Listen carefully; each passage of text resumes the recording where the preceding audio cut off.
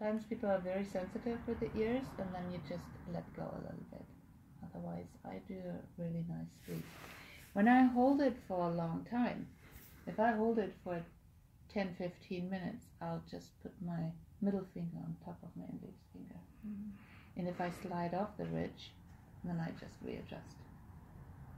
So the way I'm going in is I'm sliding underneath and pull it and push. So here, this is a combination hold of lower back, hip, sciatica. I'm on the sciatica point, but I'm also including the hip reflex more indirectly, but it really helps to release the hip because that whole thing is connected, right, in your body. My hip didn't bother me. I had sciatica. Yeah. So for this sciatica, of course, you also work on the leg reflexes, but you would do that more on the feet. So when we work on the feet, I'll show you exactly how to work for sciatica then.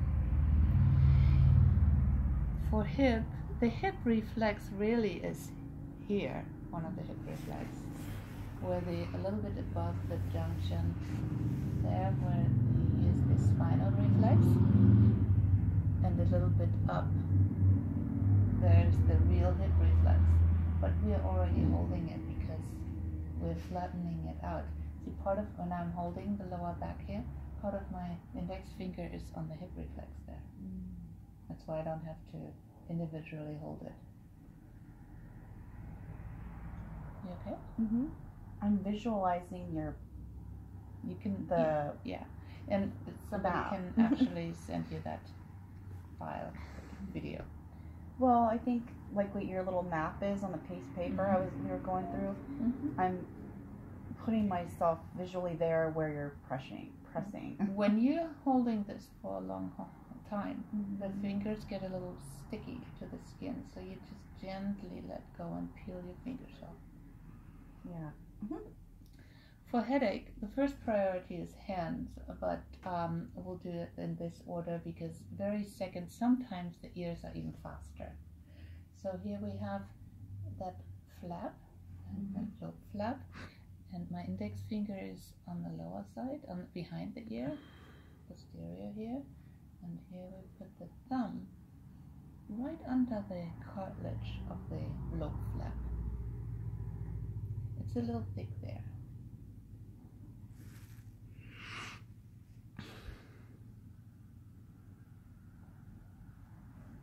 Do your head sometimes hurts?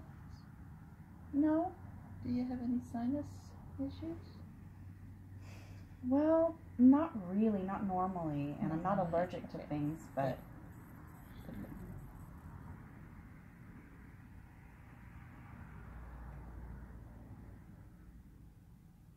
So here you hold for headache. If you want to work for sinus, you tilt just tilting the thumb a little bit, and I'll help you with that when you're on the table. Sometimes around the eyes, though, there's pressure. So I don't know if that's something like... Yeah, that's the sinus. So I have the same problem. When we work on the ears, we don't really talk to the face of the client. I usually talk to the side. We make sure that we not necessarily have coffee breath or fish breath. And we are aware that the person's crown chakra is right where our heart chakra is. Nice. So there is a connection, but it's a sacred connection. So there are only good thoughts when you work here. Yeah, you don't talk about politics anyway, but only nice and beautiful thoughts. Some people think politics are nice and beautiful, though. Only if it's good possibilities. And then we don't hear this. It's very loud, huh? Oh, right. I hear that. Wow. So imagine you're coming out of a really deep relaxation and somebody is doing this. See that face? So what we're doing is we're just taking our hands off without sliding it on the table. And we're getting out of the energy field. And then our next priority is the feet. So now we need the feet. So I just take the feet a little bit to the outside of the table so I don't bump my elbow and the other foot. So let's say, so I work for neck reflex, I work on this foot. We'll just pretend that, or do you have a specific side for the neck? Do I have a you mean where it would ache or something? Yeah. Tension? Any tension? I'm gonna say when I look down the back, maybe that's it. But Yeah, so it's not normal. necessarily one side or the other. Right. I'm not. So the neck, here we have the cervical reflexes. This is actually how I'm gonna start. So I hold on to the foot, to the toe. My alarm. And it will stay on. Well, someone go over there and just take the thing and. Could somebody please? Thank you. It's a really nice alarm sound, but it's my water. So you're working the cervical spine first a little bit. But the neck is so much more. Oh, wow. Yeah, I see what you're saying, the map and what I'm feeling. So then you work the lower part of the hallux. The hallux is the big toe, right? So you're working the lower part of the hallux the way you learned it yesterday. Wow. So I cover up the toe. I only have to cover up the lower part because that's the one I'm working. And I'm really working it all the way across zone 1 to zone 5. The whole length of the spine. So between here and here. You know, in the big toe we have one joint, right? All the others have two joints, but the big toe has one joint. That's where the occiput is, or the occipital area. So from there you start working across. How's this pressure? That's good. It's a little harder than yesterday. That's probably good. I feel it. I feel the crunchiness here. So I feel that's really needed there.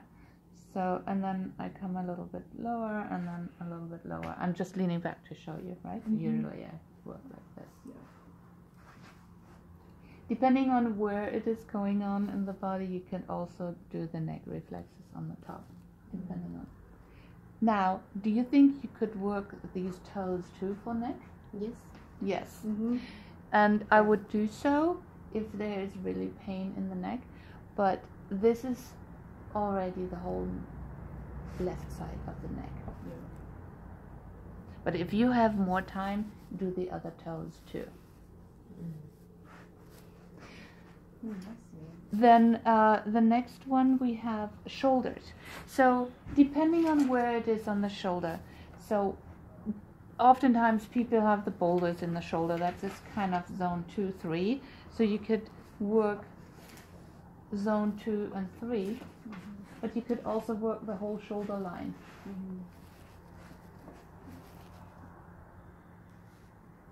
And I feel it there. Some crunchiness. These are chemicals around nerve endings, this crunchiness. Wow. You felt that, huh? Yeah. It's a little harder in there.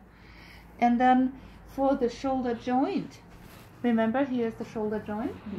So if it's the shoulder joint, then you work here on the outer edge, just below the toes. If it's the shoulder blade, think about it where the shoulder blade is. Zone 5, 4, 3. So you work this whole area here. Does it make sense? Yes. Yep. And you can work it in all different directions. You work from zone 5 to zone 3, but you can also work from top to bottom.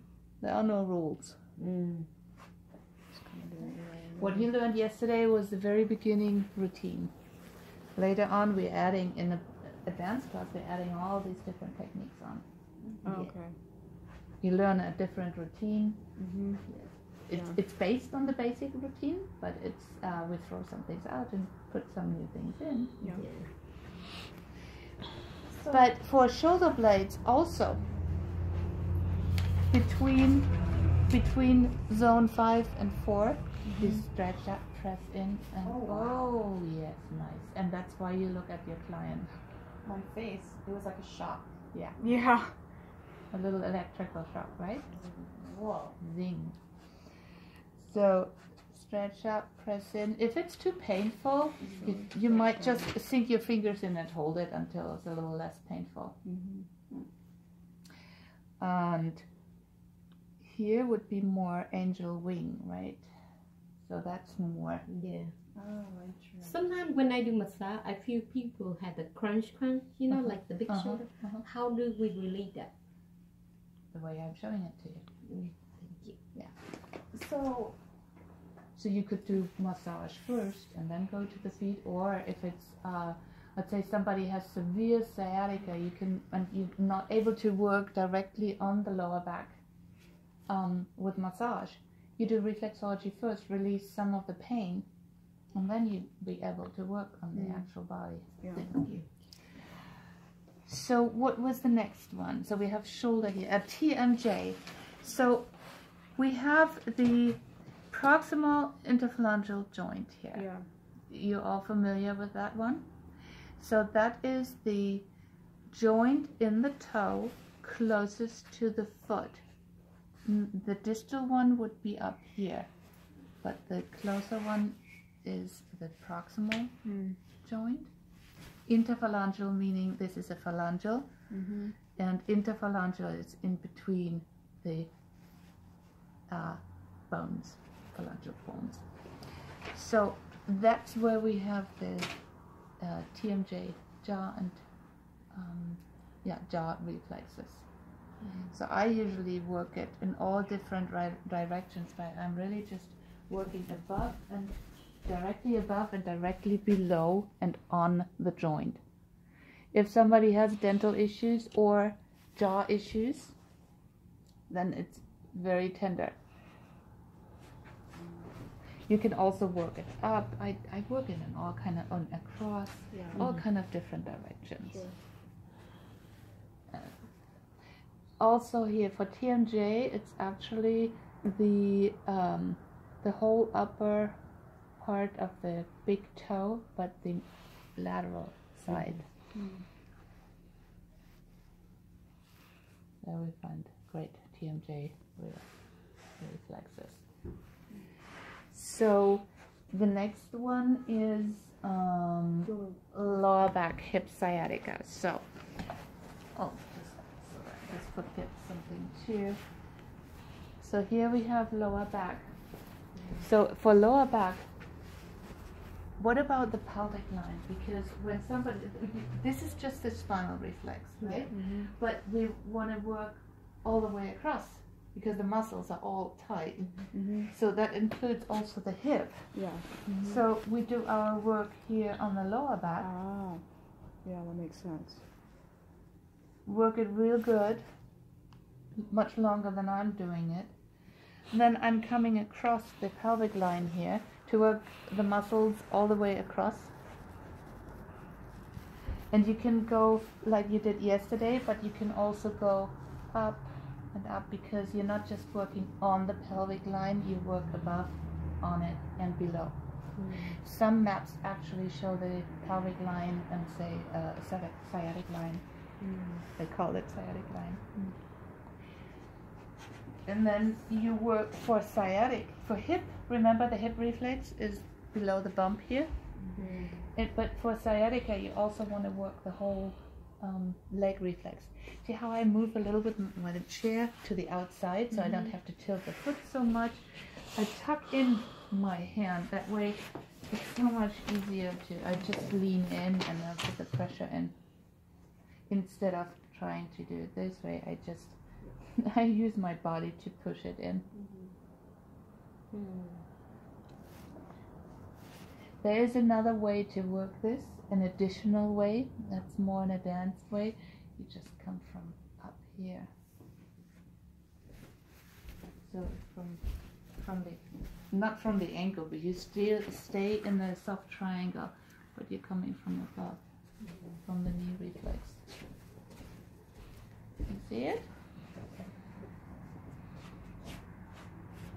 So this is not the right way to work, but that way you can see it. Sure. I would work this. You lean into it. Okay? Yeah. So that is lower back, hip, sciatica. Yes. Where would you work for headache and sinuses? Sinus and headache. So let's say headache first. Headache. Let me see. Where is the head? The top. Yes. The Yeah, tip, the top. the tip, the first, the upper part of the toes. Yeah. Yep. Definitely the big toe. Yeah. If you have more time, all the other toes too, Mhm. but the upper part more. How about sinuses? Sinus between toe. Yes. Yeah, between. So here you have your technique again, what you did yesterday. Okay. I'm speeding this up, right? So Yeah. usually I don't work this fast. Right. Yeah. So first one side, and when you feel some crunchiness, you just go over it and over it until it's not so crunchy anymore. What do you do if somebody says, ow? You let up. You Yes, would you lighten lighten up. Thank you. Lighten the pressure, right? I mean, Okay, then you wash your hands real quick.